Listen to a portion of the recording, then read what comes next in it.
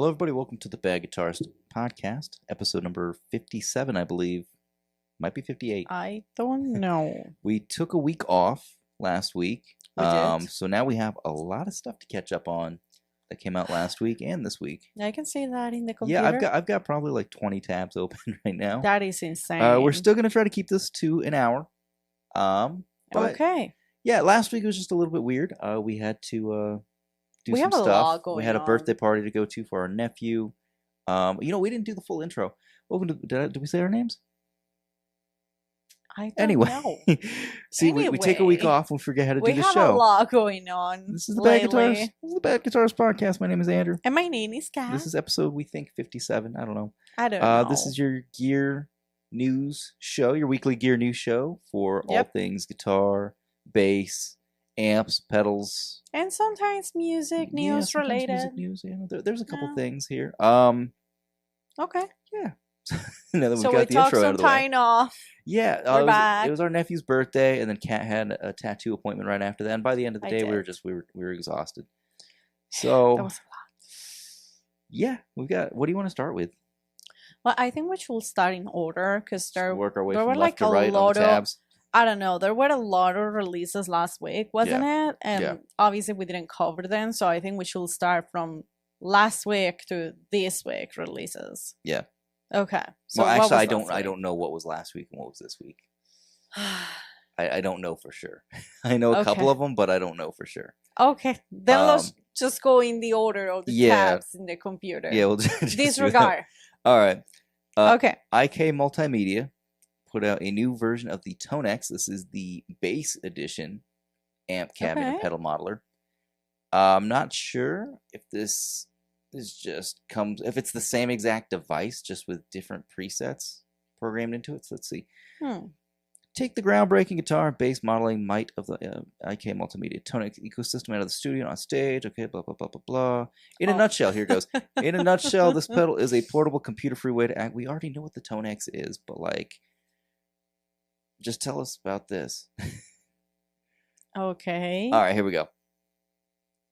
Nope, it's talking about Tonex effects. Now for real. 150 effects, yeah. What is it? This one says the Tonex bass pedal features all of IK Multimedia's cutting-edge AI machine modeling technology to deliver up to 150 studio-grade tone model presets at any one time.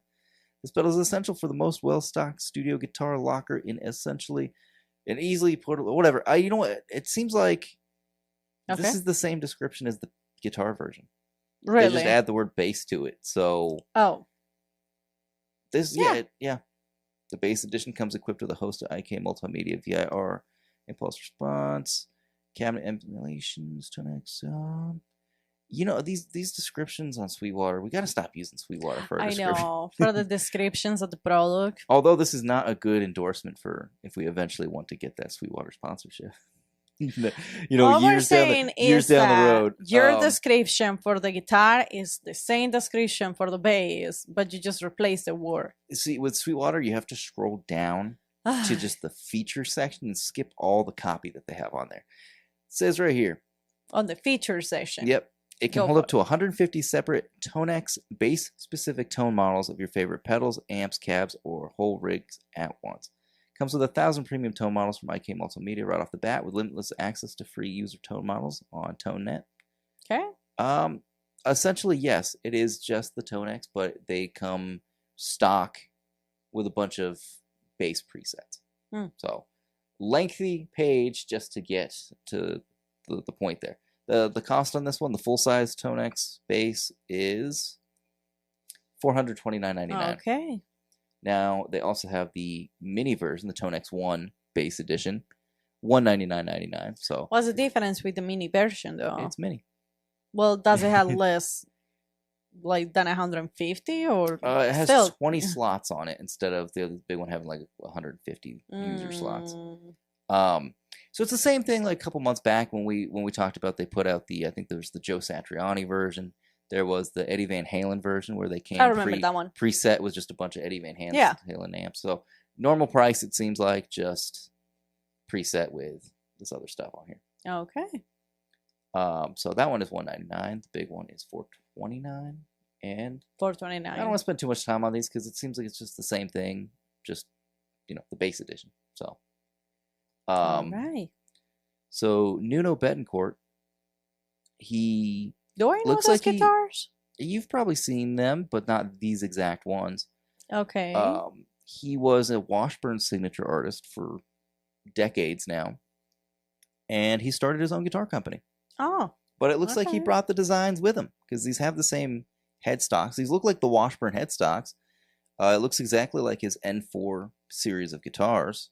Okay. A little bit better. These look better, honestly, to me. So it says, my new models, the Dark Horse and the White Stallion, lead the launch of the Nuno guitars along with continuing the legacy of the N4.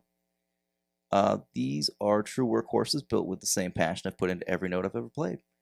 What I'm most excited about is the founder and CEO of my new company is communicating directly with players and fans who will get to play the exact guitars that I play on stage and in the studio. Together, we're forming a new community where I can personally engage with you about a mutual passion, our guitars. Once you own a Nuno guitar, you are forever a part of the family. Let's ride. And then there's a series of photos of him on what looks like a horse ranch with some guitars. Now, if you look in the middle, that's also a Nuno branded one. Okay. But it has the N4 logo. So I don't know if this is the original Washburn model, but then they put the new neck on there. Or if they are transferring over the N4s over to this new series that he's launching. Wait, so you're saying this guy is a guitarist? Yeah. For who? The band Extreme. Extreme, they have the song idea. More Than Words was their biggest hit that you might know. I am Saying not idea. I love you Oh, probably. more than words. Okay. But this is the whole thing on the website. There's nothing else on the website. It How seems much like are that the is guitars? There's nothing? Nothing yet. These are just on pre-orders coming soon. So you can sign up for updates. Now, Phil McKnight is a huge Nuno Betancourt fan. And he did a video a little while back where he, and on his podcast, he talked about how he bought one of the newer Washburn Nuno guitars, the N4s, and I guess he has multiple N4s. And he said there's a lot of flaws with it right out of the box. So the nut was like longer. It was wider than the slot for the nut. So it like hangs over the edges on the neck. And he had some other issues. There was like screws loose and stuff right out of the box. So he had kind of, I'm not going to talk for the guy. You can go watch his show, but essentially, like, he said that there was some issues with it out of the box. He ended up keeping it, but it was a big back and forth between the store that he bought it from and trying to get a hold of Washburn. And it seems like they were really unresponsive. And maybe he's not the only person that had this kind of experience. So maybe that's Nuno's way of trying to just step away from Washburn, kind of declining in quality a little bit. And from everything I've heard, like, they don't really want to make electric guitars anymore. They want to be an acoustic company. And I've never picked up a Washburn that I liked. Really? Personally, yeah. Their acoustics do seem better than their electrics, just from my experience. But my brother Garrett had a Washburn years ago. And I bought my first bass from a pawn shop. It was a Harmony 70s P-bass style. And he wanted the bass. He felt like he made a mistake by trying to start on guitar. He never learned it. Okay. So we traded. I gave him my bass, and I eventually got the bass back from him or something. I don't remember exactly. He left it back at my house or something. I don't know.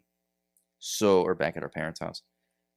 So I got his Washburn, and I had it for like a month, maybe. And I was still starting out on guitar, really. I wasn't that good.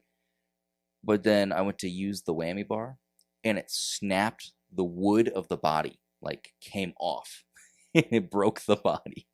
So that was my first experience with Washburn. And I played some at stores over the years, and I wouldn't want one. Now, I do have a question before you move on. Yeah. What the fuck's going on with the horse in that picture? It looks like he's eating off the ground. No, Andrew, look at the neck of the horse. Maybe it's AI. The horse has a really long neck. I was starting to think that was like modified. Really neck. No, I think what you're seeing is like the mane looks weird. I'm going to screenshot that one too, so people don't think we're crazy. No, it looks like an AI horse. All right. It does. I'm gonna screenshot this one, and I want people in the comments to tell us what's going on with this horse's neck. That is such a Even weird. the snout, like the even the whole- tail. yeah, of it looks weird. I don't know. I Now don't it's that's all I can think of right now. Maybe it's AI. Maybe he's just up against like a backdrop with a green screen. I don't know. Yeah. So I was thinking about that. Anyway. but yeah, those are the Nuno guitars. I think they look better. I like the darker wood one.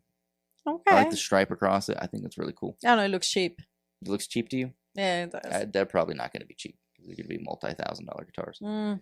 But he's not the first person launching a guitar company. Okay. Kirk Hammett of What's that Metallica. One? Oh. And his company KHDK is launching a guitar company. So they make pedals. KHDK makes guitar pedals. Okay. But now they're jumping into the world of guitars. Hmm. They debuted these at Guitar Summit in Europe, 2025. So this was, I think, a week or two ago. I'm not sure exactly when they did Guitar Summit. I think it was a week or two ago. It might have even been this week. But yeah, it seems like they are going to be doing guitars now. It says the first batch of guitars was unveiled at Guitar Summit. I haven't seen an official release on the website yet, but there's like a Les Paul shape. There's like a Z shape, like an Explorer kind of thing. It looks like, it just takes inspiration from a bunch of guitars that Kirk Hammett has played over the years. So I don't see anything about pricing. There's not a whole lot of information. They are probably going to be expensive. There is a video on their Instagram. Now I'm going to show Kat the video real quick. I will show you guys on the screen the screenshots I took from this video. Okay. But yeah, it looks like, kind of like an Explorer shape. A little bit. Almost looks like the St. Vincent guitar from Ernie Ball. Oh, that's a nice color. There's a Les Paul style thing with a Bigsby. An SG kind of thing. A little bit. They don't look bad. No, Yeah. really. It's not what I would expect from Kirk Hammett, but it's pretty cool. It is really nice. Yeah. I like that one. Like the Explorer looking thing. It almost looks like a Fender Meteora, but pointier. Do you think they are going to be like Fender price or Gibson price? I don't know. Because their pedals are like reasonably priced for being pedals. So I don't know. Yeah, it looks like there's like 5 or 6 different models or different variations in the models. They're looking good though. So not bad. And I can go ahead and start closing these tabs because I already got my screenshots. Oh, damn. You're fast. Yep. All right. This one I believe came out last week. Hey, so I might know some of these when they came out. Okay. ENGL Amplifiers put out the Ravager IR20. Did we already talk about this one 2 weeks ago, or is this? No, okay. I think you know what happened. You mentioned this today because you were talking about the Sweetwater put out the list of amps for 2025. No, this one wasn't on. This one wasn't on there. But I think you mentioned that earlier. I might have, yeah. So ENGL, I believe a couple of the channels have already put out videos on these ones. I mentioned Phil McKnight. Henning Pauly, I believe, put one out on his channel. Okay. It's like a metal amp. But what's cool about this? Expensive though. It is expensive. $879. No, actually, that is cheap for a head For these what? days. For a Really? tube head, that's cheap. Damn.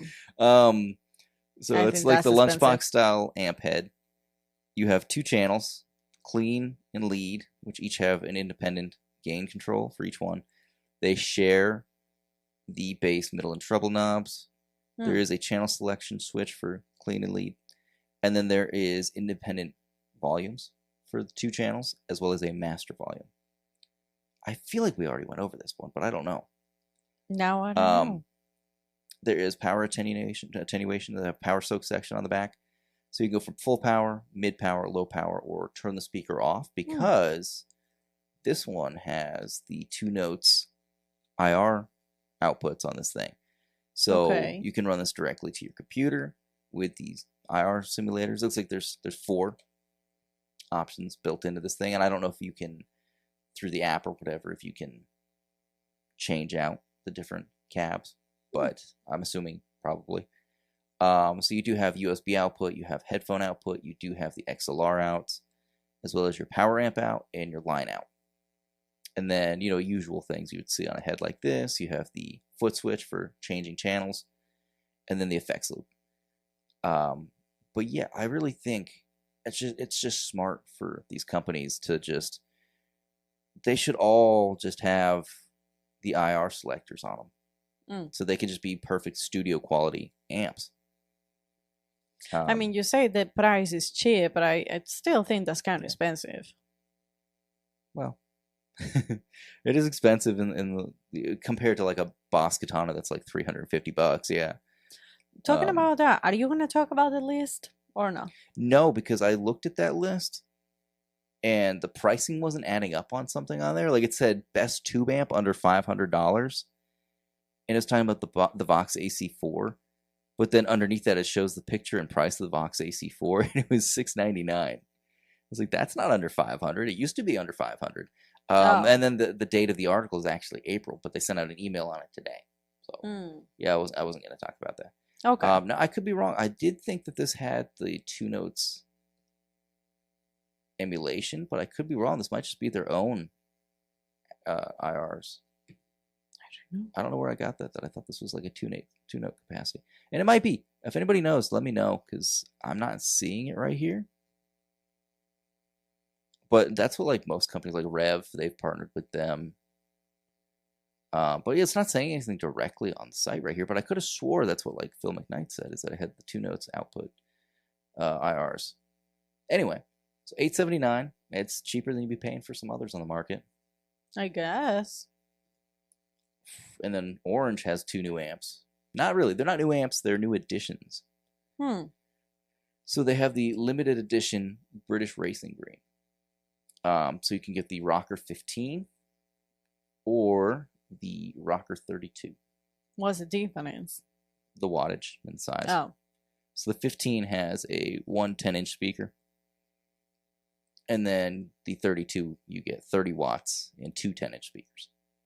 Well, also the price. Yeah, also the price. So the Rocker 15 is $1,000, which I believe that's the same price as the regular edition. Nope, $100 more actually. Yep.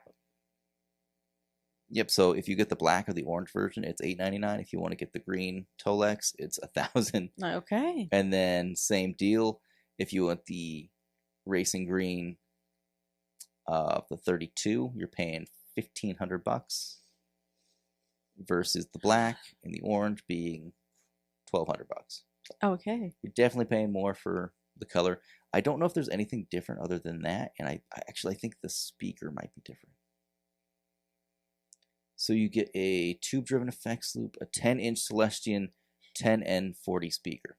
So 10N40. Let's check the other colors, because that might be where the price is increasing. Okay. Oh, okay, yeah. The regular version just has the orange Voice of the World speaker. So, yeah, you're definitely getting an upgraded speaker as well, not just an upgraded color. So I guess that is where the price factors in. Okay. Oh, you know about that. Oh, the next one? Yeah. It's already on back order. All right, so EarthQuaker devices. This is a last week release. Okay. EarthQuaker put out the Barrows fuzz pedal. $129. Yep. Which is really affordable. This is their first effect in a mini enclosure. Now, we've already seen them use this mini enclosure in the utility series that they have. Okay. The easy listening amp I love cab that simulator. Utility series. That one is in the same size enclosure as this. But this is their first time putting an actual effect pedal in an enclosure this size. Now, this came out, I want to say last Wednesday night or Thursday night. It came out super late at night when they released the video. And I got up out of bed. It was like 11 p.m. And I looked at my phone and I had a message from RJ. And it was like, dude, look what they just came out with. And it was literally like right after they put it out. And I was like, I want that. But obviously, like you're asleep, so waited till the next morning to talk to you about it. And I was like, it's only $129. Right after I wake up to talk about money. So when I got home from work, you and I were talking about it, and I was like, yeah, it looks like, they still have it or whatever. It's not completely sold out. And then I went back to the EarthQuaker website right after I brought it up to you. I looked at the website, talked to you about it, looked at the website again. It was sold out on their website. So I go over to Sweetwater, because usually stuff from Sweetwater, new stuff, they usually have it in stock at the Arizona warehouse. So it gets to us within like 2 days without having to pay anything extra for shipping to get it here fast, because we're like 60 miles from the warehouse. Yeah. So they didn't have it. They didn't launch yet on their site at that point. It was like 10, 11 o'clock in the morning, and it hadn't launched yet. And you're like desperate. You're like, oh my gosh, I need to have it. I knew B's Music Shop had it because Brian from B's Music, he had put out his video shortly after EarthQuaker put theirs out. So at the time that I was doing my research on this pedal, there were only 2 videos that existed. There was Jamie Stillman's and B's Music Shop. And so I was like, ooh, that pedal sounds amazing. Like it's a Mark II tone bender. There's no frills. There's nothing super special about it, except for Jamie did put it to where it could be put, or he did set it up to where it could be put after buffered pedals. So it doesn't have to be the very first thing in your chain to still retain the sound quality that, an older fuzz has to be first in the chain. Okay. So that's the only difference he made with this. He did get new old stock transistors for this thing. So I don't know how long they'll be making this one before they run out of those transistors. But the serial number on mine was like 1,000. So like this thing is, they made a lot of them already. Are you gonna show? That's mounted to my pedal board. Oh, you already mounted that. Okay. Yeah, it's right after my tuner. Usually it would be before the tuner, but it's right after the tuner, since it does have that bypass. So they put this out. I talked to you about it. Got it from B's Music Shop, and it arrived by the following Monday, which I think was this Monday. Yeah. Yeah, I'm loving this pedal. I think it's great as an overdrive with the attack turned all the way down. Turn that attack halfway up. It's a good fuzz, distortion. Turn it all the way up. You've got like this crazy sustained. It just sounds like a tone bender. It sounds like a really good tone bender. That's now you say the best I can describe it so far. No, I mean I sold my Keeley fuzz bender after playing this for like one day. I was like, oh, like, and the thing is, the Keeley fuzz bender is a great pedal. If you watch our YouTube channel, I've put out videos on the fuzz bender, and it's been my main fuzz for a little while now. But the sound that I dialed in with the fuzz bender, and I just set it to like one sound and leave it, and that's the sound I like. I can get that with this mini pedal with just 2 knobs. So I could get the same sound out of both of them. You can get a ton of sounds out of the fuzz bender, but I don't need them. I found the sound I like in it, and it happens to be the same but sound I as called this you pedal. out this week about it. Yeah. Because you are the kind of person, you're like, I'm loving it. This is it. I'm not selling it. And that's what you had told me about the Keeley pedal. I know. I thought you were like all set. No, I even tracked down for months to find the one with the Black Waves edition. Because you wanted an all black pedal board. Yeah. And that's changed since then. I'm a little upset that my pedal board is not all black, but we can get into that next too if you want to. If you want to, oh my god! But yeah, the fuzz bender, or not the fuzz bender, the Barrows, it is sold out right now on Sweetwater. It looks like they're estimated sometime this month. And you happy you got it? I'm happy I got it, and that's the reason I was so excited to get it that day, because I was like, I don't know when this is going to sell out. I don't know how many they made in the first batch. So I wanted to get in on that before it was gone, and I'm glad I did. It's one of the best fuzzes I've ever played. You also bought something else. Well, we'll go over that in just a second. Okay. All right. So we're going to talk about your shopping spread this week? Well, it wasn't a shopping spree. It was 2 items. Well, 2 items that were expensive. Okay, so go for it. If you've watched and listened to the podcast, if you've watched any of my gear videos, I've said it many times that inevitably I was going to have to jump into the world of like digital effects and multi-effects processors, modelers. Although you have said you don't like. Because I don't like having to program stuff and deal with all that and like presets and saving patches. But I tried. What was that last year? End of last year? You tried early last this year. I bought the Boss GX10. Even though other people had advised me that maybe start out with like the HX FX or the HX Stomp, something in the Line 6 Helix family. Okay. That's what people had recommended to me, and I was like, an HX Stomp brand new was like $700. Okay. So yeah, that was for me. That was like, I'd have to sell a bunch of stuff to get one of those, and then the Boss GX10 was a huge disappointment. It just sucked. The effects sounded so fake and obviously digital, but like the overdrives and distortions and stuff that were built into it, they were not good. I felt like a lot of the classic Boss effects that were in there, like the phasers, flangers, chorus, vibrato, it just didn't sound real. Didn't like it. Didn't sound like the real thing to me. Okay. And then the biggest disappointment in that was like, it was my first attempt at trying out like a modeler as well, because it's a processor. That's not necessarily a modeling device, but it did have amp models and cab sims built into it, and IRs and stuff, and they just sounded like crap. All of them. And I couldn't plug the unit into the computer and get like a good recorded sound. I had better luck plugging into my interface and then using like the built-in amps and plugins from Logic on my computer. So that even that sounded better than the Boss GX10. But I like having a physical piece of hardware in front of me. Now, that being said, everyone keeps telling me about the HX Stomp. I know it's been around for like 7-8 years now or something.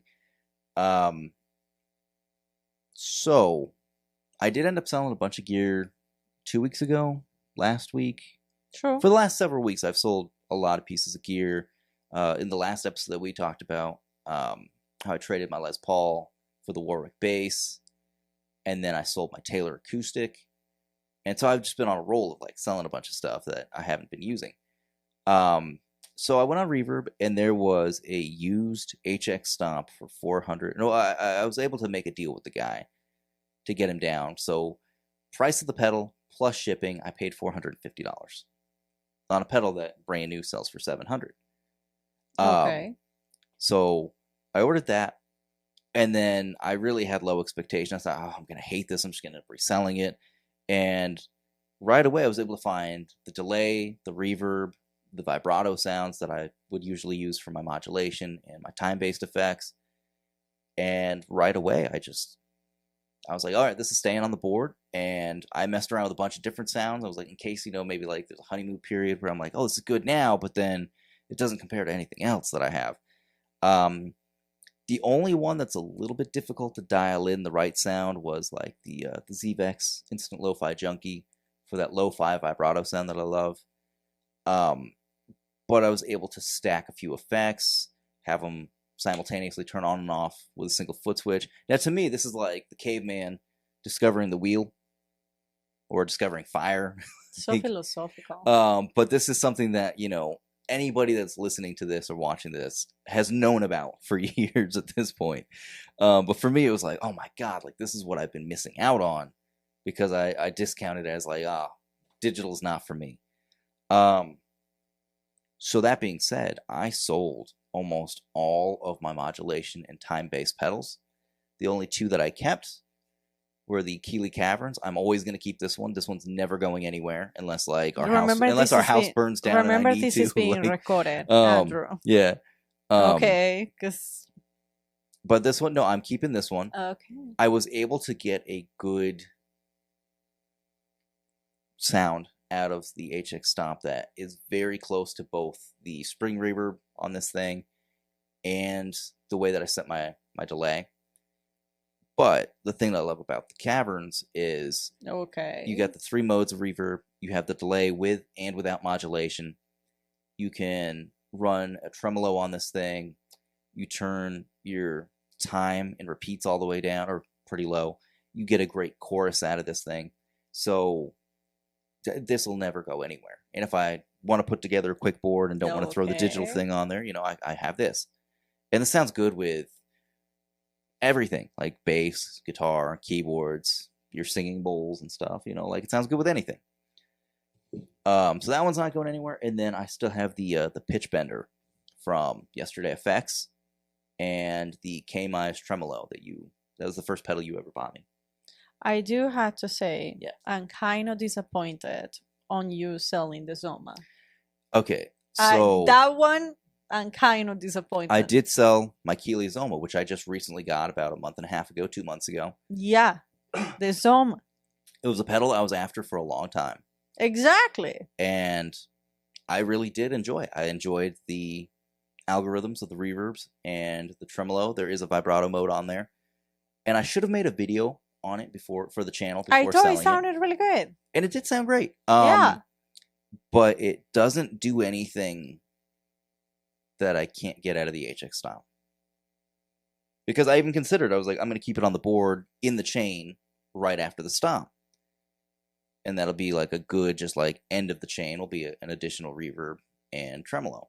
Okay. And I went back and forth about it for a while, and I was like, you know, it seems redundant to have that when I can easily get that out of the HX stop. Now, it's a great pedal. I do recommend the Zoma to anybody that's interested in it. I do regret that I did not make a video on it before selling it, but somebody actually bought all 8 pedals that I had listed. That's true. So they made me a good deal. We worked out a deal at least. And so I was able to sell 8 pedals. Some of them were lower end pedals. Some of them were decent, good pedals. But yes, we made a good deal on that. So I think in the last month of selling stuff, I must have sold like $2,000 worth of gear. But you also have buy. Yeah. No, I'm just saying I've cleared out a lot of space. Still trying to sell that for Tascam, new things. The Tascam Porta Studio. Still have a lot of people reaching out about it almost daily. That's something I just think I'd rather sell online at this point. I did say initially a couple episodes back, I was like, oh, I'd rather sell in person because it's fragile. But like, I don't want to deal with people in person right now. And okay, if it was a pedal or if it was a guitar, that's one thing. But because it is a tape multi-track unit, they're going to want to like mess around with it. And like, I don't want people in our house. And if you can't meet in a parking lot and plug it in somewhere, you know, so it's like, I don't know. That one's a tough sell for me. Plus, I need to track down wherever the manual is. I'll find that like tomorrow or something. But actually, I know where it is. It's down in a black tote with all my pedal parts in the bottom of the closet. So I'll get to that tomorrow. It's like down in there. There's a bunch of stuff. There's like drum stands, and I think there's drums on top of it. There's a guitar stand. I don't know. There's a bunch of stuff in that closet. Anyway, so I sold a bunch of stuff, bought 2 things. And in conclusion, the EarthQuaker Barrows, $129. Get one. In conclusion, I'm kind of disappointed of the Zoma. I know, and it's a great pedal. It is. There's nothing wrong with that. There was. You know, if I had not bought the HX Stomp, I probably would have kept the Zoma. So much shit about buying that pedal. I know. And then I was like, okay. And then you sold it. Yeah. I mean, I broke even on it. It's not like I lost any money selling that one. So. Okay. Yeah. What else do we have? Olinthus is back with another mini pedal. Speaking of mini fuzzes.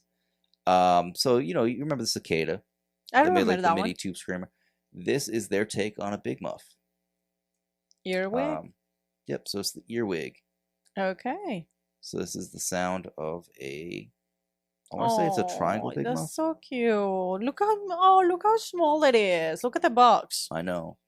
That's so cute. But yeah, they said this is based on the 1969 big muff, which I think is the triangle muff, if I remember correctly. Okay. So it has your basic controls, level, sustain, and tone. $99 for this mini guy. So how big is it? Because in the picture, you see it's they're tiny. Holding it. Like, yeah. Well, you remember that was the Cicada was the same size. That's so small. Yeah. Oh my god. Imagine a pedal board that is all that cool. I mean, eventually, I think they'll get there. Tiny pedals. Because now they have a fuzz, they have an overdrive. If they do like a, I don't know if you could get a Bucket Brigade chip into something that small, but if they could do something like the Boss DM2, that would be really cool. Just like a little mini 3-knob delay. But then how do you play a pedal board like that? Like so tiny. You gotta just tap them real soft. I mean, they did say this thing can withstand hundreds of pounds of pressure, but yeah, I don't know. You can mount these to your guitar. Well, that's true. Yeah. That's $99. That's not bad. Yeah. So really cool, really awesome design. I love the color on this thing. Yeah. I love that they say on the website that it's the baby giant. Yeah. It's so tiny. It's so cute. Anyway. We got a couple limited editions. Okay. So Walrus put out limited fall editions of the Fable and Lore. So the limited edition Fable is $299. Only thing that's different about it is the colorway. I feel like if they did this kind of artwork on the main line, I mean, that's so much better. I think this is better than the original version. I don't remember the original version. We can find it. It's right there. Oh. Yeah. Really? You think this one is better? You know, I think they're both good. Kind of so like $299.99. Same price for the Lore. That limited artwork. So it's like a fairy design. So there's nothing different on it? No. Oh. No, as far as functionality, no. You know, Walrus has the advantage of, like, they put out all the a brand like EarthQuaker does it too, where they put out all these limited edition colorways to, you know, get you to buy multiple of the same pedal, and it works because people do it. And they look really good. Yeah. Like there's Plumes guy that. Oh, the one that has all of those different He plumes? buys every color of plumes that he possibly can get. Yeah. You had shown me him. Speaking of plumes, I don't know if I mentioned this in the last episode. I mentioned that I got the blooms. I remember that. The cast iron one. Yeah. I got the blooms, and ultimately ended up selling my plumes. Which the plumes was a pedal where I was like, I will never sell this. And I was always so happy with it because, like, I was very early on the pre-order list when they first announced it. The day they announced it, the moment they announced it, I placed a pre-order on it. So it had like a super low serial number. I don't really care about that, but like collectors tend to care about that. So I really loved that as a clean boost. I did not like modes 1 and 3, but the blooms, you get the plumes plus more. So the clean boost on mode 2 is pretty much the same, but it has a little bit more low end because it is supposed to be a bass pedal. But otherwise, the clean boost sounds pretty identical. Just like I said, a little bit more of a bass boost in it. Okay. Even with the treble turned up, you retain that low end. And then modes 1 and 3, the same deal. You have the bass frequency boost, but the gain control on modes 1 and 3, if you put the gain control at noon, right in the middle, you're pretty much playing a maxed out plumes. And then anything above that is you can get up to double the gain of what you would get in the plumes. So for me, I really didn't like modes 1 and 3 on the plumes. It sounded too much like what it is, like a modded tube screamer.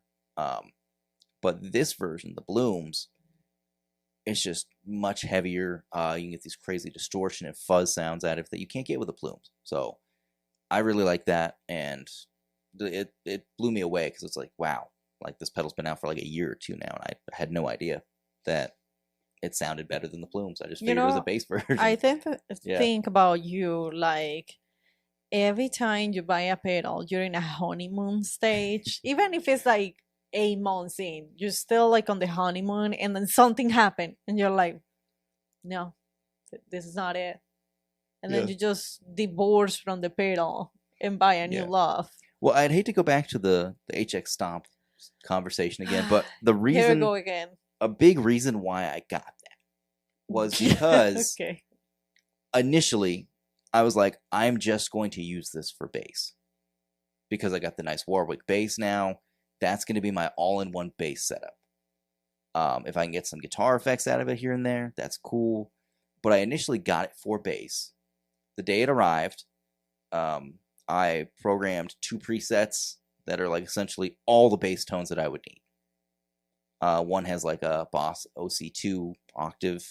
Okay. And it has like a filter pedal. It has a cool Ampeg octo compressor style sound. So those three, with the ability to turn any of them on and off, running into like a STV or SVT, Ampeg SVT, amp sim, perfect for bass. And then the other one is more of a rock sound, so I put like a distortion on there, put a little bit heavier amp. So those are like my two main bass sounds. And then I was like, let me mess around with some guitar a little bit. And that's when I realized I could do the whole thing with like replacing my delays and modulations. So now the whole thought process behind it is this one pedal board with just my tuner, my fuzzes, overdrives, compressor, running into the HX Stomp. Depending on what I plug into it, whether it's guitar or bass, I can use just the HX Stomp for all my bass sounds on one preset, or the two presets. And then the other preset I have is for guitar. So it's like, it's everything all in one pedal board for me. So anyway, that's me. I'm done talking about it. Okay. We got some other stuff. Oh, that looks beautiful. Alexander Pedals put out the Now We Are Ghosts. The description says, the city remained, its familiar corners etched in the shadow, its streets whispering with memories no living souls carried. Our laughter had vanished into cracks into pavement, leaving only a silence where voices once lingered. Moving through the empty avenues, belonging nowhere. Now we are ghosts. This device is a small metal box, humming faintly, remembering songs it can't quite play. When activated, it releases long, uneven tones that pass between distortion and clarity. Its voice floats on air, hollow and fragile, exhaling into the void, its heartbeat replaced by an echo. I wonder who did the art. I don't know. $399.99. So if you're listening to the audio version, I do recommend you look this pedal up because it almost has like it's like a dreamscape looking thing going on. It's these three figures standing looking at the city. Are there four figures there? Oh yeah, there's one by the switch here. So it's four figures standing here looking at the city. The sky almost looks like it's engulfed in flames, and it's pretty cool. Almost like Picasso style. Yeah. So you have a lot of stuff going on here. You've got controls for decay, space, blend, and level. And then below that you have sensitivity, rate, noise, dirt, frequency, resonance. And then there are a bunch of mini toggles for filter, post, and pre, like where you're putting the swell. Your direct sound, up, down, LFO. You have delay type, it looks like, or filter type. Warble, you have A, B, and C. Filter, you can do low pass, band pass, or high pass. And then trails, on, off, or automatic. So you've got a lot of crazy stuff going on here. So it's an attempt to create a synthesizer out of reverb. Start with the familiar filter and envelope generators, low frequency oscillators, and voltage controlled amplifiers. Then replace the voltage control oscillators with reverb voice. The result is Now We Are Ghosts. It's a complex exploration of sonic space with lots of unique opportunities for creative mayhem. Nice. So from the designer, I've been working on this pedal for more than a year, including some early prototypes that I showed back in early 2025. It's been through 3 name changes and 3 different graphic designs, and now we finally arrived at something special. The art is by the incredible, talented Conrad there Key. it is. Okay. And I couldn't be happier with the whole package turned out. I've leveraged the form factor of the Forget-Me-Not with lots of knobs and switches to facilitate real-time control, which helps this pedal feel really immediate and fun. My only rule for the design was that every control had to do something cool. Hope you enjoy this, from Matthew Farrow. So this is $399.99. It looks like it is. Is it available on the site right now? It looks like it might be, yeah. And then you can get it from any of their dealers. Nice. So pretty cool. I'm glad that he talked about the designer. Yeah. I really want to know who did that art, so that's cool. Beatronics got a new one out. I believe this was a last week release. The BBD analog delay. So, I was about to say, how do you say that pedal name? Well, BBD, it's like a take on like the initials for BBD, Bucket Brigade delay. Okay. Because it's an analog delay. Always looking cool, like the Beatronic stuff. And I'm sure this is probably one that you can get in custom artwork, if not immediately, then at some point, because their site is always full of the custom one work. that did the tuna beta? Yeah. Oh. So I'm sure if it's not available yet in custom colors, it will be. It's really cool looking. Let's see what it says here. At its core, it's 2 Bucket Brigade chips delivering warm, rich musical repeats with unmistakable character. But behind the analog path is a smart control system, a digital engine that lets you bend time, shift pitch, and move your sound in ways no vintage circuit ever could. It's pretty dang cool. So you have classic mode, lo-fi mode that has tape warble and tone modulation. And then finally you have pitch mode, which is harmony and motion. Damn. So, really cool. Okay, it says 2x. Jump an octave in a heartbeat and land where the echo takes you. So it has different functionality for that. You have tap tempo, modulation. You can put it on or off. You have low pass and high pass filters. A lot of stuff going on here. I know. So overall, you have the tone control. You have the activity speed. You have the performance toggle, which sets your tap and your 2x mode. Okay. Or your modulation on and off, depending on which functionality you're in. 2 foot switches. Of course, your mode toggle that goes through the 3 modes we talked about, classic, lo-fi, and pitch modes. And then your regular delay controls that you would see, time, mix, repeats, and then depth for the intensity of your modulation. How much is this? I already forgot. No, $299. Okay. Cool. It's $300. I think it's really cool. Now this one, I believe, is also a last week release. $150 from Electro Harmonics. It looks like some dealers don't have it yet, but it says November 2025 from Sweetwater at least. This comes in 2 colorways. So this is the Electro Harmonics Bender Royale Germanium Fuzz Pedal. Nice. Now this is like a super modified Tone Bender Mark III, I believe. So you have the nano size enclosure from Electro Harmonics, which they've been shrinking down a lot of stuff over the years.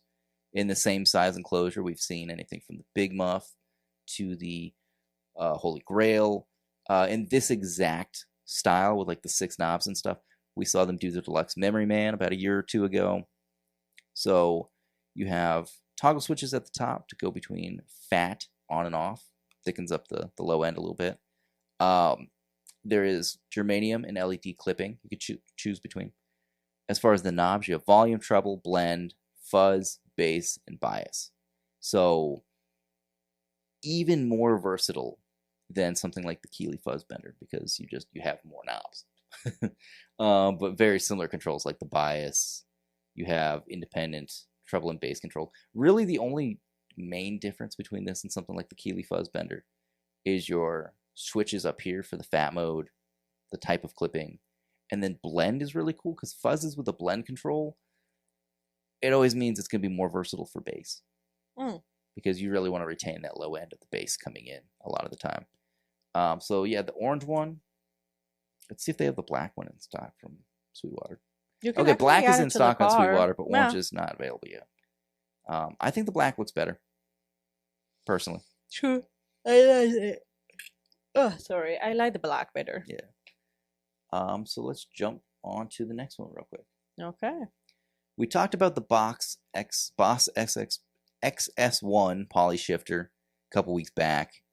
That was leaked by some big retailers, where it was on the whole description and everything was on their website, but it was marked as sold out. So we did cover that one, even though it wasn't technically released yet at the time. But now it is. So $199.99, because we did say we were going to try to circle back on that one.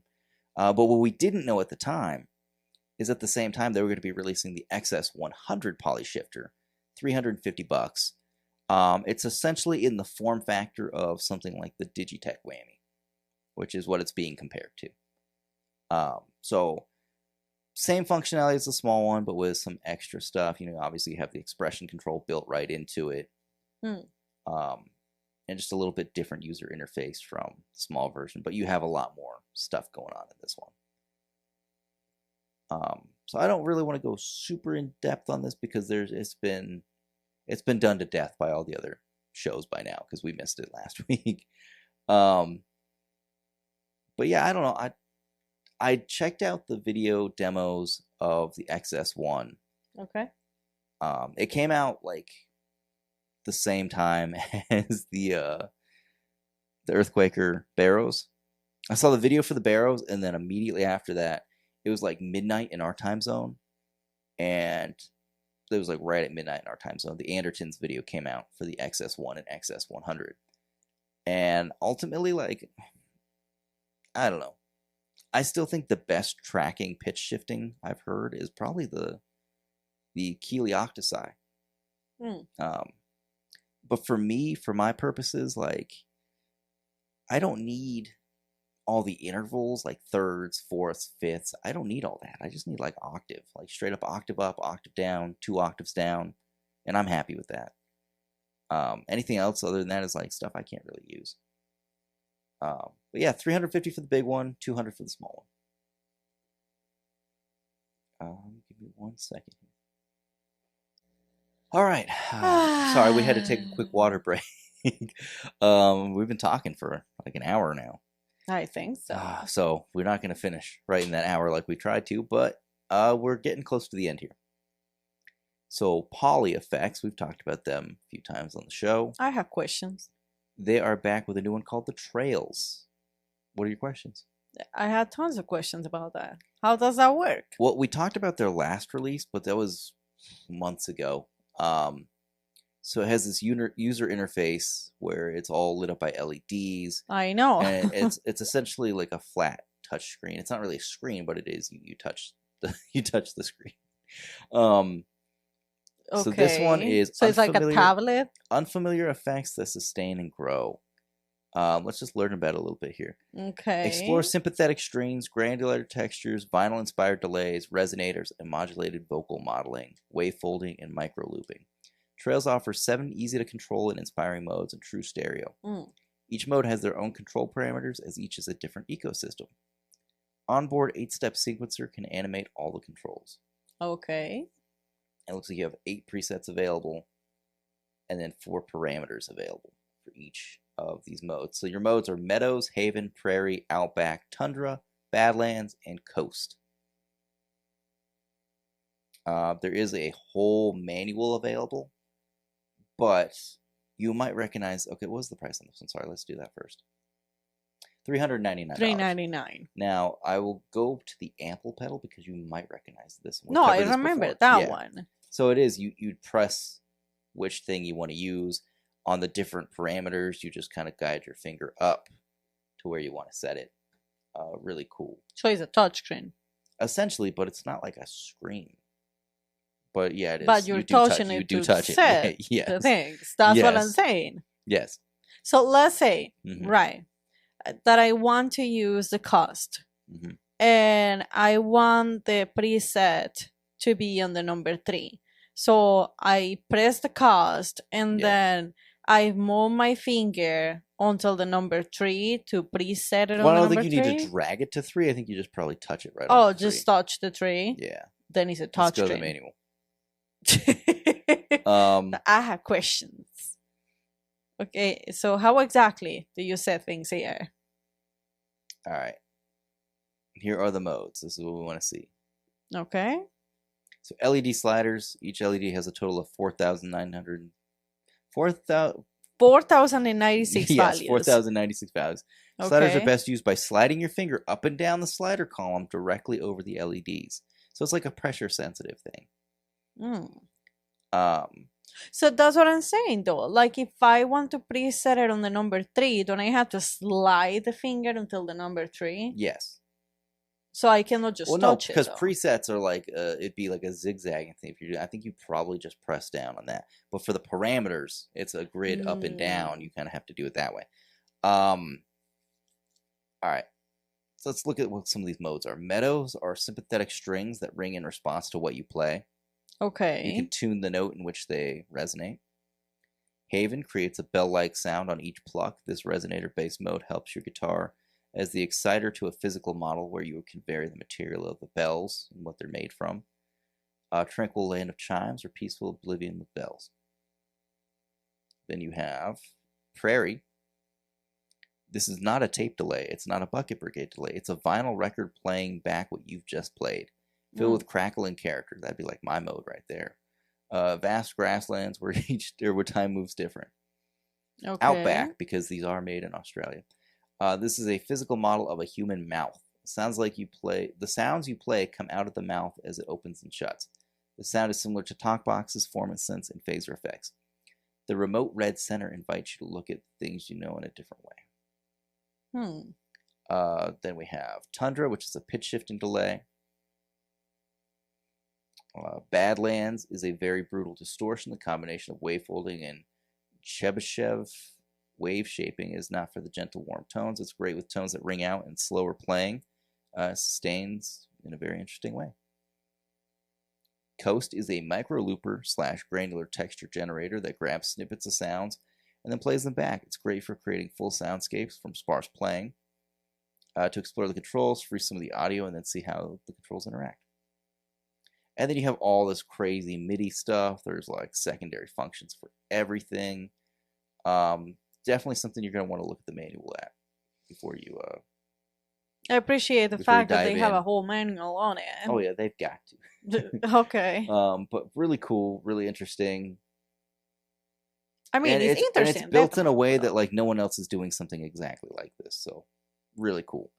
You have companies like Chase Bliss. The closest they have is like their newest pedal, the Lost and Found. Walrus Audio has stuff that does things like this, but in separate pedals. This does it all in one. So really cool. Okay. Oh, what is that? If I have questions about the other one, I have more than... Oh my God. I have a lot of questions about this thing. This is not a piece of guitar equipment. I put this on here because I personally think this is really cool. What is and that? I know a lot of guitarists that are into using drum machines for their backing tracks or for rehearsing or even just doing like YouTube videos and stuff. Okay. But personally, I come from a background with my brother doing a bunch of electronic based stuff, hip hop beats, things like that. And we always enjoy messing around with drum machines. Now, Roland has put out the TR-1000 Rhythm Creator. I know. That makes my chest hurt. That's a lot. It's a drum machine with 16 analog TR-808 and TR-909 circuits, ACM, FM, VA, and PCM engines, 21 times 8X and 9X circuit bent presets, TR-REC step sequencer, effects, morph slider, MIDI in and out, dynamic sync, trigger in and out, 10 audio trigger outputs. This is a combination of like every analog drum machine they've ever made all in one unit. And this excels where even previous Roland products kind of suck, where you can fully tune every single part of the drum machine.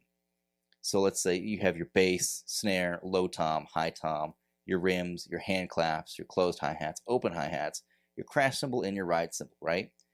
So a lot of the time you have very limited functionality of how much you can edit those sounds in this format of a drum machine. Something like the TR-808 or 909. You can fully tune every single instrument, and then there are up to 3 parameters in addition to that that you can program and control, whether that be filters or effects. You have decay controls for all of them. You have a mix control, and then you have master volume sliders for all of them. And then it has the same kind of layout of the way that you would sequence in Roland style drum machines. There's a morph switch slider. You do have a digital screen up here that helps you set exactly where your parameters are. And a bunch of like, it looks like programmable, like it says C1, C2, C3. It goes all the way up to 6, where you can, I'm assuming, program what those parameters are. Plus, have all your sequencing controls and recording controls on the left side here. All your stuff for editing. The the playback modes, the way that you record, whether it's like quantized or if it's just a loose thing with like no swing on it or anything. You could set all those parameters, all that stuff. And then look in the back panel in this thing. You have MIDI, you have USB control, you have all these different CVs and triggers and everything. And then individual outputs. You have 10 outputs on this thing. So you can route all your different drums individually to different stuff or to a mixer, set the volumes additionally or filters or effects. And then you have mix outputs that are both stereo. So this does more than anything Roland has ever put out as far as like an analog drum machine. Now, the price is $26.99.99, which is insane. But I've been seeing a lot of talk online, and the reason I'm bringing this up on the Guitar Podcast, is because people are saying they did this just to out of spite to Behringer, copying all their drum machines. That they're like, let's build something so complex that people are going to want, and they're going to stop buying this Behringer crap. But also something that Behringer cannot just easily reproduce. Why? So I've seen a lot of speculation about that. Well, because how's Behringer going to sell one of these? They're known as being a budget copycat brand, and this is a $2,700 drum machine. So if Behringer tries to reproduce this, they're probably still going to have to charge $1,000 for that. And at that point, I think a lot of consumers are going to be like, well, I'll just buy the real thing, save up and buy the real thing. So I think this is cool. I don't know. My main thing is I like that you can edit all the parameters for your drums, because that's my main concern about like things like the TR-808 that I just couldn't get into. I don't know. I'm too slow to understand that. To me, there's just a bunch of little things there. The user interface on this thing seems less complicated than some others that Roland has put out in the past. Yeah, $2,700 is not cheap. If I was gonna pay that kind of price, I would get like an MPC. Now we have like a touchscreen on it too. Now this is one that we're gonna follow up on because we did mention it like a month ago. I don't even remember. There were people talking about this. There were photos of it out, but people didn't see a price anywhere. There were no websites selling it. Okay. So what is this? You and I had speculated that it was AI based on the photo. Oh, I remember that. But it turns out it's real. So Singular Sound put out the Beat Buddy 2. It's a drum machine pedal, which is Phil McKnight got it on his show. He was showing it off a little bit. Okay. And yeah, it's a cool little drum machine for your pedal board. Personally, the sounds that he was using sounded kind of outdated to me. So I don't know if it does more modern, realistic sounding stuff. But it gets you some, basic drum sounds for your pedal board that you can jam to. Okay. And it seems like this version does actually build around your playing. So it's more intuitive than just a regular basic version. It has like an autopilot mode. And the fact that it has the 2 foot switches versus the 1, you can have it play the main part and then like fills and stuff. So almost like a real drummer is playing with you. So it's $499. Okay. We're almost there. It's just like 3 or 4 more. 3 or 4 more. Way Huge put out the Doom Hammer. This is $170, and as far as I could tell, it's just a Big Muff. Oh. It says derived from popular late 70s fuzz circuit, the Way Huge small series Doom Hammer Fuzz unleashes a sonic assault that will leave you grinning from ear to ear.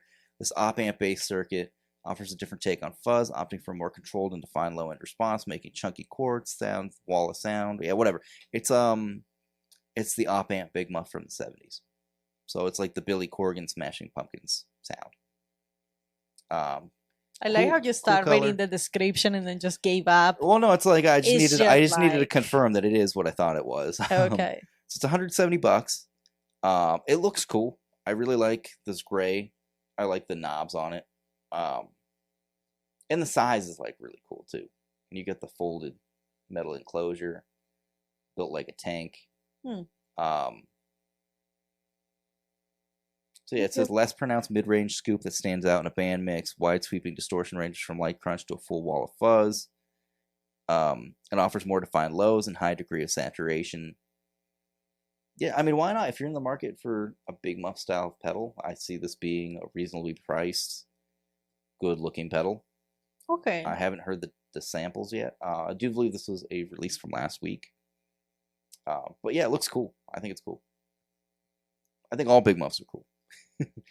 And I believe this is one from a week or two ago that we actually missed. Oh. So we covered the larger version of this, the Crazy Tube Circuits Mirage, okay, about a month or two ago. It's a dual reverb pedal, the big version, where it's two of the exact same pedal in one enclosure, essentially. And we talked about this, and you were confused about what it would be used for. They put out the Junior, so it's just one side of it. No Junior. Yeah. So it's 219 euros. So it's like $240 plus your import fees if you live in the US. Oh, but that's going to be a lot. Who knows anymore? I don't know what anything costs to import. I know, because those Hot Wheels that you were looking at, that was expensive. So, I'm assuming this is going to be expensive. We can go off topic for a quick second. My dad has turned into like a Hot Wheels collector. Saying you. And but I don't collect them as like keep them in the package, put them on a shelf or anything. Well, you give them to our son. I just try to find our son the coolest ones I possibly can find. Yeah. Him, which has inadvertently turned me into a mild collector of like I'm just trying to find cool ones for him. But my dad and I are both trying to track down, and this is one I actually would want and probably would keep in the box. Oh my god. Well, my dad and I are both trying to track down one that just came out like a couple days ago. And it's the Hot Wheels Monopoly car. The car from the Monopoly board, but they made Hot Wheels of it. Oh. And we're both trying to find it. It's sold out in all the stores online. I went on eBay, and they had one seller had a bunch of them in stock for like $6 each. I added them to the cart, went to checkout, and then shipping. These two cars plus shipping was like $30, and it's coming from Malaysia, and it had the little warning notice that like, hey, you're gonna have to pay import fees on top of this. It's like, I'm not paying potentially like $50-$60 for a Hot Wheel. Two Hot Wheel cars. No. Like, I'm not that level of collector for it, so I guess my dad and I are just gonna have to keep looking for those in stores. But no, I'm just saying, like, yeah, if we base those fees on a Hot Wheel, imagine how much are they going to be on the Junior? Oh yeah, if it's a pedal that's $220. That's so yeah, what is it? I don't know. I don't, because every country has different percentages assigned to them, and it's just confusing. To our international viewers, I miss knowing the price of things, and I'm sorry that we can't more easily buy things from you right now. So Synergy, they put out this is I believe also a last week release. They put a Marshall JMP preamp module for their amps. Now, do you remember the Synergy ones that we talked about before? I don't. It's like the modular amp where you can put different preamp units into it, and like different companies have partnered with them to. You can essentially get a bunch of different amp sounds out of one amp, but you switch out the heads. Okay. So this is a $400 Marshall Plexi, essentially. It's a 2-channel amp. You got your bass, treble, and mids. You have your volume and gain, and then bright switches for the different channels. Yeah, it's pretty cool.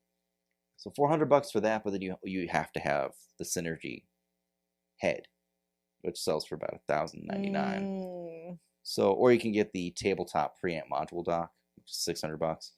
Okay. So yeah, you can't. Oh my god, I like how they add those things to your car to complete your order. Yeah. And altogether is $2,099. Well, I don't see the need for having the tabletop preamp dock and the head, but it says right here you can partner, or you can do a bundle. So you can bundle either the head and the tabletop module for $959, or you can bundle the head with the preamp for $1,459.99. So still expensive. You're still buying, like I said, that ENGL amp that we talked about at the beginning of the show. That's cheaper than something like this. So, can be. And then we're getting down to the bottom here, which I meant to put this earlier in the show, but the tab closed, so I had to reopen a new tab, and it put it down at the end, and I never moved it. So Summer School Electronics is back for their Halloween edition. Oh. So they do an annual Halloween pedal. So this is the Middle School Chorus, $219.99. So it's the same as their Middle School Chorus, just with the Halloween themed artwork. So you got like a dude that has like the jack-o'-lantern head. You have Jason. You have Ghostface from Scream, and then just some kids in costumes. Almost looks like Dexter from Dexter's Lab. I know. There's one kid looks like a cowboy. There's like a Harry Potter the one that is wizard. picking his nose. So there's a girl dressed like a cat. Oh, that's so cute. It's pretty cool. I like that version. And those are limited to 31. It looks like right now there might be some still in stock. Okay. But they'll go fast. All his limited releases go fast. Yeah. And then there's one more that I forget to load up. What was it? Justice over at Fuzz Imp. He's put out some new colorways. So they're not new pedals, but he has new colorways. So the Furia Distortion that just recently came out, he's got this really cool hammered blue edition out right now. It looks really nice. I like it, but I think I would like to have this one with black knobs, personally. I think the white knobs are cool. The blue enclosure, but black knobs, I think that would look really cool too. Or maybe even blue knobs. I don't know. Something to contrast it a little bit more than just the white, but like it looks really cool with this hammered enclosure. The blue hammered enclosure. It actually does. The black version looks really cool too, but he put that out, and then I think the Adventure might be the only other new colorway. I don't remember. He told me there were some other ones, but I can't remember. Are there no photos of the green? Wait. I might have to go over to Instagram to get these new versions on here. Okay. But he has like a bright green enclosure for the surprise. Is it the surprise? No, the Adventure. The Adventure, that's what it is. Sorry. So he's got a cool colorway for that one as well.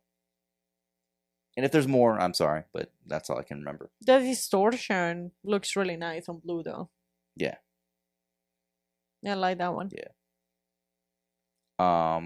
But other than that, that's everything that we have right now. Also, the Furia is $169.99. And always check his site because he usually does. Fuzz Imp has like really affordable pedals. He has really affordable pedals, and I've just seen his popularity go up in the past like 6-7 months. Like, I mean, he's always had a fan base, but like it seems like more and more people are finding out about him. Which is good, though. And like big YouTube channels and stuff, like they're really starting to like find out and demo his pedals. And I don't know, I've liked his stuff since he started, but yeah, it just seems like the core lineup of his products keeps getting bigger. The Echo Moon, I did forget to cover that one too. The Echo Moon, there is a version 2 now.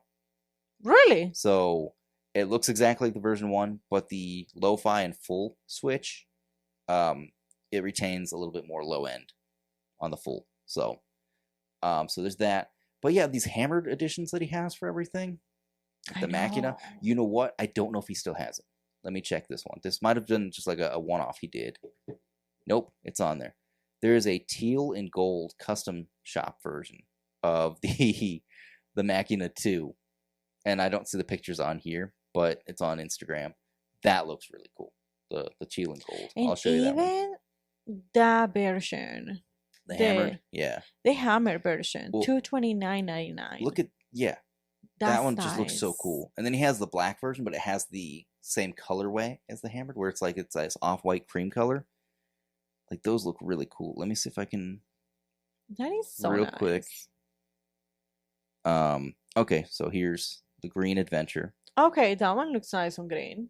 But the teal color is the one I'm trying to find for you. And we'll get it up here on the screen for you guys. So when I'm looking down, scrolling through the phone right now, you'll see... Then you will see You'll just have the image on the middle of the screen.